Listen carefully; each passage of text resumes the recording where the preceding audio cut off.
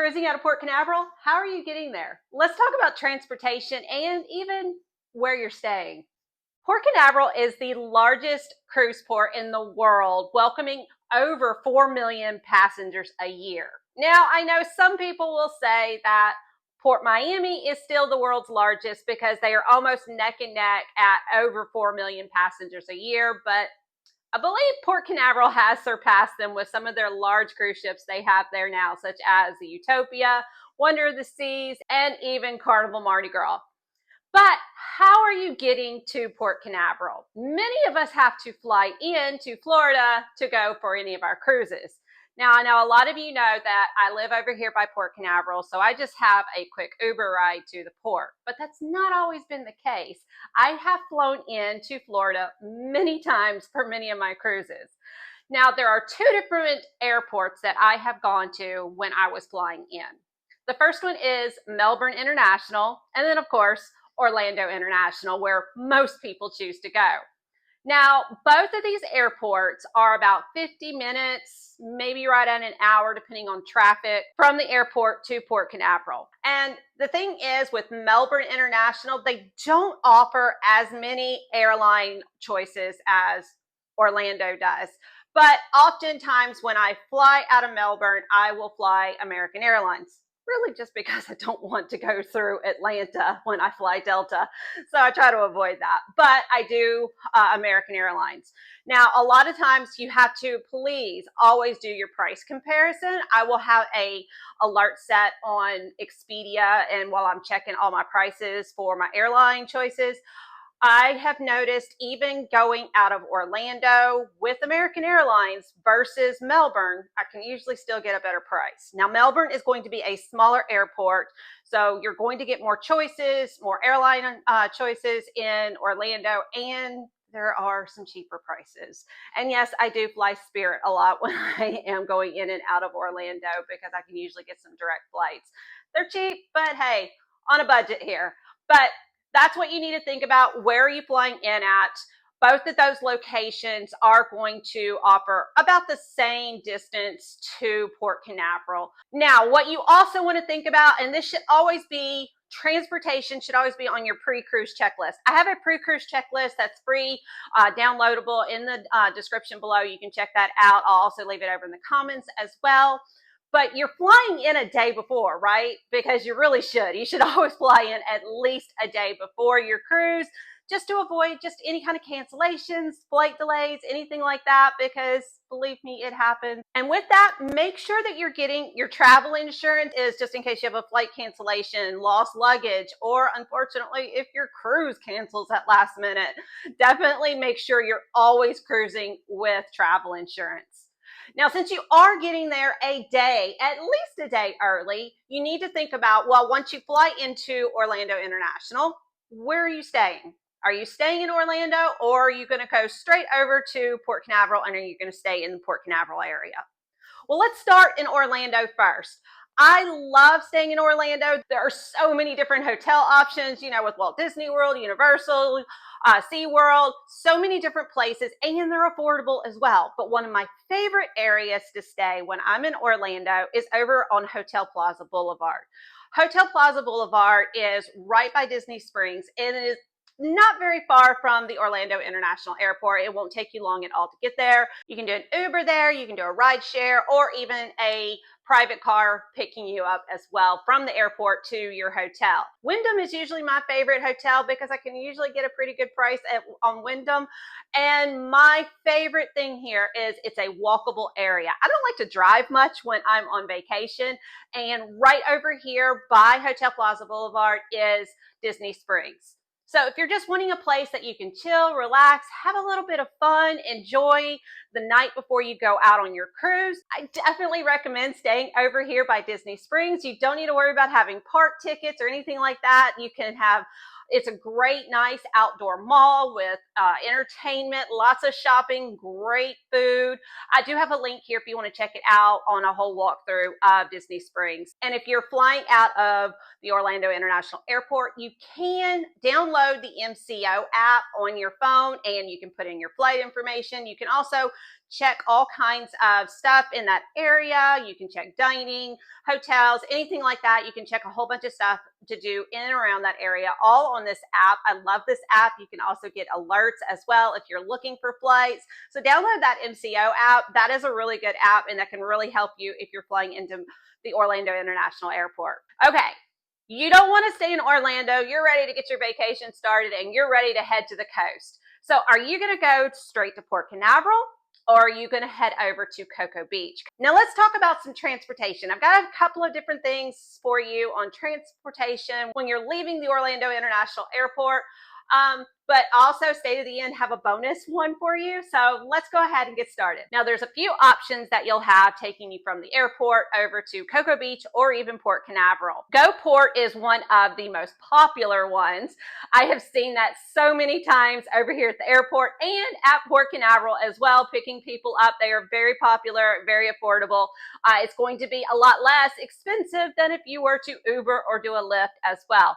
Uber is my choice of transportation. I don't do Lyft because I did have a bad experience with them once. Leave me a comment. Let me know what you think about Uber or Lyft. Which one do you prefer? But Uber is what I prefer, and if you choose to Uber from the airport over to either Port Canaveral or Cocoa Beach, it's going to cost you around $125.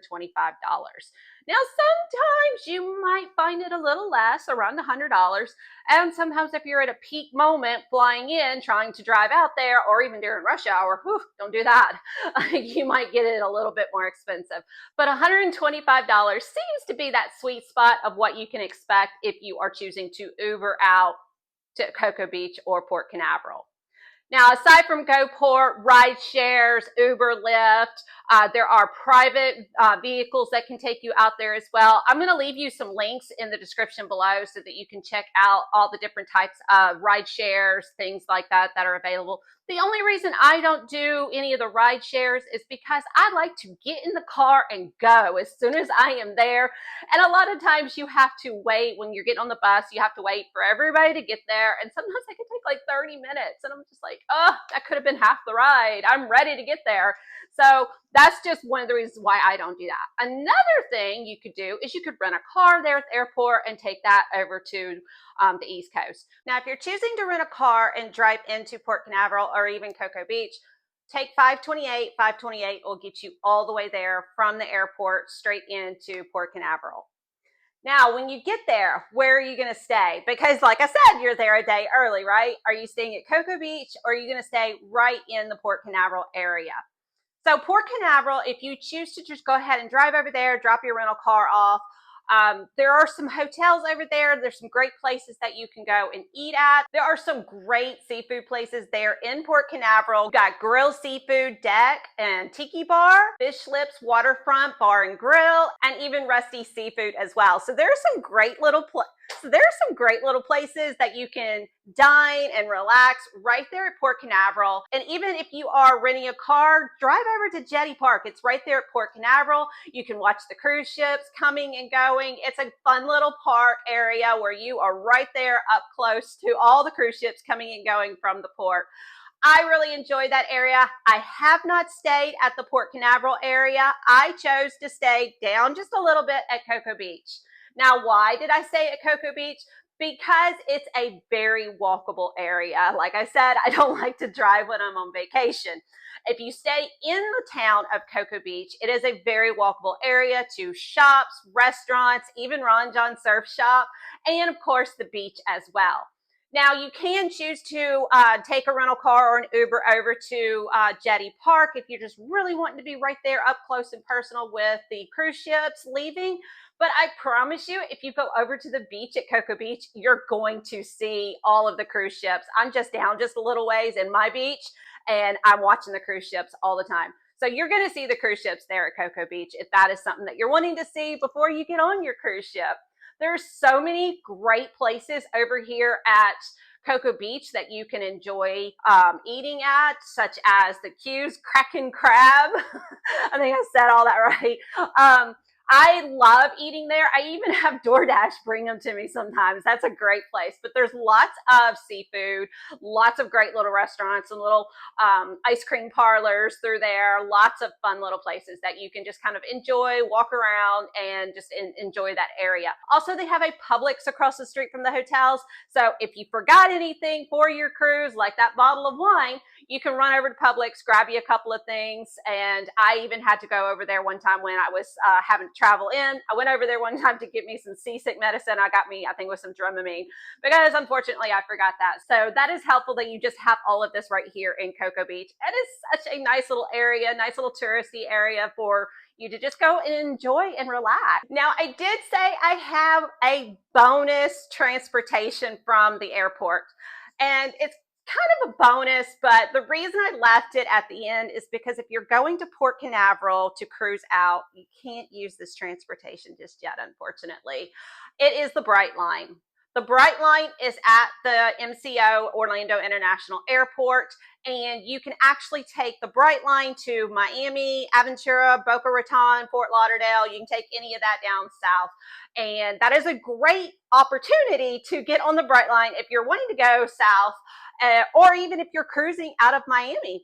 Take the Brightline down to Miami from Orlando. But hold on, I am so excited. The Brightline is coming to Cocoa Beach. It is in the works right now, but it's not going to come until around late 2026. So if you're wanting to cruise the end of 2026, or maybe right there around the beginning of 2027, you possibly could be one of the first ones on the Brightline. I am so excited. It's going to be coming from Orlando International Airport over to Cocoa Beach. So that's a great way that you could just take it straight to Cocoa Beach, relax at Cocoa Beach for a little bit, and then go and get on your cruise. Now, when you go to get on your cruise, the day of your cruise, I want you to know that if you've never gone to Port Canaveral before, it is, yes, like I said, the world's largest cruise port, but it is really not that bad like some people would think it is. It is not hectic at all.